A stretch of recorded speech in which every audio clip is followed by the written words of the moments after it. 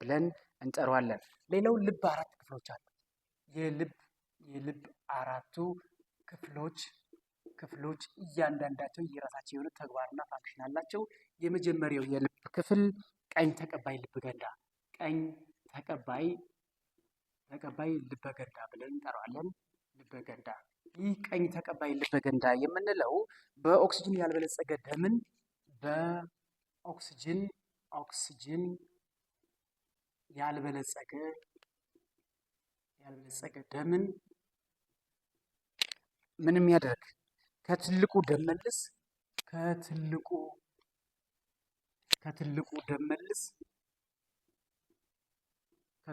ደም መልስ ወደ የት ይወስዳል? ወደ ቀኝ አቀባይ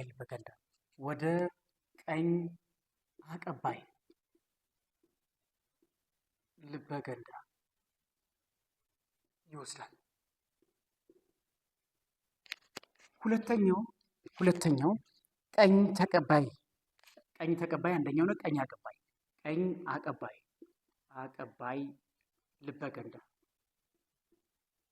ቀኝ አቀባይ ልበ ገንዳ የምንለው ደግሞ ከቀኝ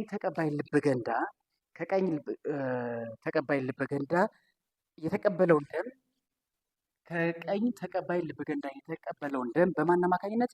በፑልመናሪ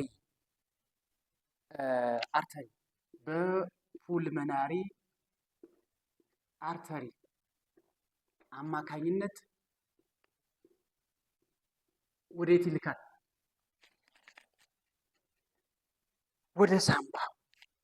ወደ ሳንባ ይልካል። ሶስተኛው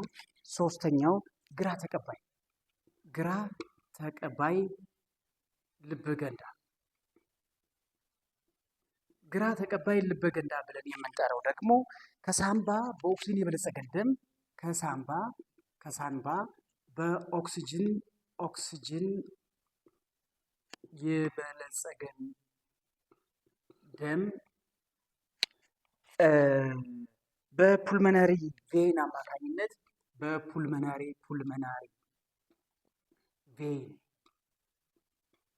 በፑልመናሪ ቬን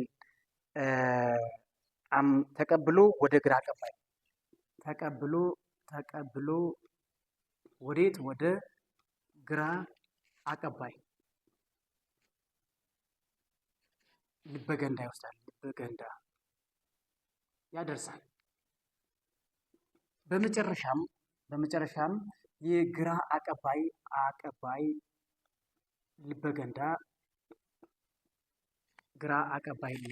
ገንዳ ከግራ ተቀባይ የተቀበለውን ደም በኦርታ አማካኝነት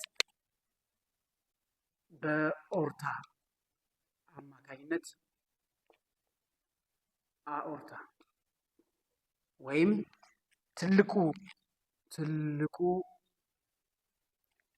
ደም ቅዳ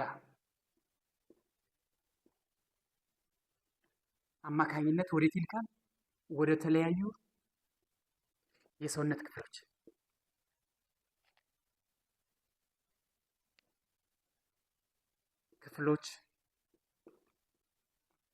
ይልካል። እነዚህ አራቱ ዋና የልብ ክፍሎች የሚያከናውኑት ተግባር ነው። ስለዚህ በሚገባ መለየት የሚጠበቅባቸው እዚህ ጋር ምንድን ነው? ቀኝ ተቀባይ ልብ ገንዳ ምን ያደርጋል? በኦክሲጅን ያልበለጸገ ደም ማለት ያልተጣራ ደም ወይም ንጹህ ያልሆነ ደም ነው። ይህንን ከትልቁ ደም መልስ ተቀብሎ ወደ ቀኝ አቀባይ ልብ ገንዳ ይልካል። ቀኝ አቀባይ ልብ ገንዳ ደግሞ በፑልመናሪ ቬን አማካኝነት ከቀኝ ተቀባይ ልብ ገንዳ የተቀበለውን ያልተጣራ ደም ወደ የት ይልካል? ወደ ሳንባ ይልካል። ግራ ተቀባይ ልብ ገንዳ ከሳንባ በኦክሲጅን የበለጸገን ደም በፑልመናሪ ቬን አማካኝነት ወደ ግራ አቀባይ ልብ ገንዳ። ግራ አቀባይ ልብ ገንዳ ደግሞ ከግራ ተቀባይ ልብ ገንዳ የተቀበለውን የበለጸገ ደም በአኦርታ ወይም ደግሞ ትልቁ ደም ቅዳ አማካኝነት ወደ ተለያዩ ሰውነት ክፍሎች እንዲጓጓዝና እንዲላክ ያደርጋል። በዚህም አማካኝነት ምን ብለን የምንጠራው ሂደት ይከናወናል? የደም ዝውውር ወይም ብለድ ሰርኩሌሽን ብለን የምንጠራው ሂደት ይከናወናል ማለት ነው። ሌላው ጉርምስናና ኮረዳነት ጉርምስና እና ኮረዳነት። ጉርምስናና ኮረዳነት እንግዲህ ያው የሰው ልጅ ከውልደት እስከ ሞት ድረስ ባለው ሂደት ውስጥ ከሚታዩ ክስተቶችና ለውጦች ውስጥ የምንጠቅሳቸው እነዚህ ጉርምስናና ኮረዳነት ብለን የምንጠራቸው ናቸው። እነዚህ ጉርምስናና ኮረዳነት ብለን የምንጠራቸው ወንድ ልጅም ሆነ ሴት ልጅ ከተወሰነ የእድሜ ክልል ጀምሮ በአካላቸው ላይ እና በአእምሯቸው ላይ በስነ ልቦና ላይ የሚታዩ ለውጦች ናቸው። ስለዚህ እነዚህ ለውጦች በአካላዊና በጉርምስና ወቅት የሚታዩ አካላዊ እና የባህሪ ለውጦች ምን ብለን እንጠራቸዋለን? ስነ ህይወታዊ ለውጦች ይባላሉ።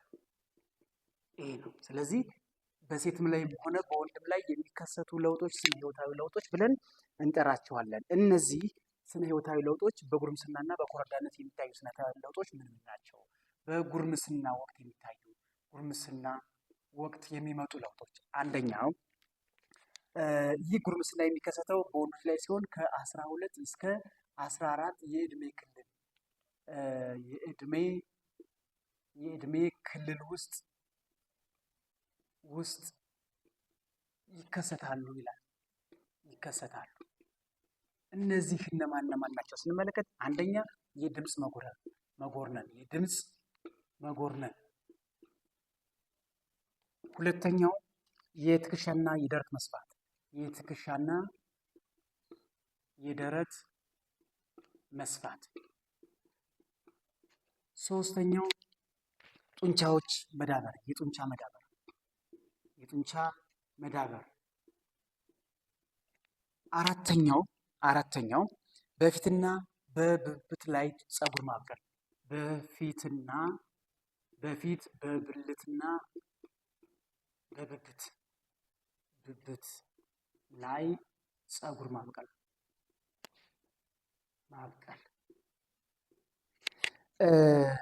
እንዲሁም የወንድ የዘር ፈሳሽ ማመንጨት ወይም ማምረት መጀመር ማለት ይቻላል።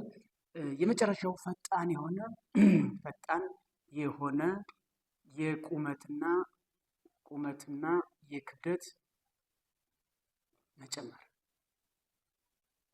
እነዚህ ለውጦች በጉርምስና ወቅት በወንዶች ላይ የሚታዩ ለውጦች ናቸው። በኮረዳነት ወቅት ሴቶች ላይ የሚታዩ ለውጦች እነማን ናቸው የሚለውን ስንመለከት፣ ሴቶች ከ11 እስከ 13 የእድሜ ክልል ውስጥ የሚያሳዩቸው ለውጦች ይኖራሉ። ወይም ደግሞ ከ11 እስከ 13 የእድሜ ክልል ውስጥ የሚታዩ የኮረዳነት ለውጦች ምን ናቸው ብለን ስንመለከት፣ የመጀመሪያው የጡት ማጎጥጎጥ፣